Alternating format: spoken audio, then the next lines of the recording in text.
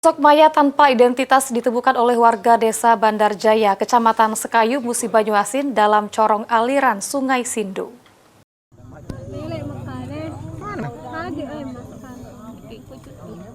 Beginilah suasana saat petugas kepolisian bersama warga menemukan sesosok mayat laki-laki tanpa identitas di corong Sungai Sindu, Desa Bandar Jaya, Kecamatan Sekayu, Kabupaten Musi Banyuasin.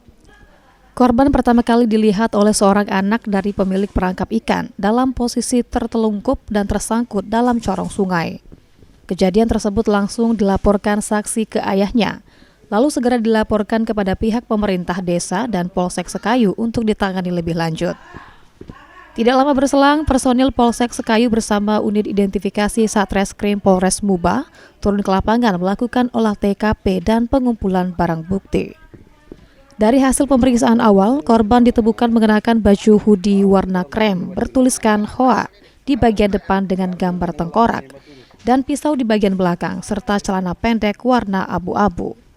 Hingga saat ini, petugas belum menemukan identitas diri dari korban dan terus melakukan penyelidikan untuk mengungkap identitas dan penyebab kematian korban.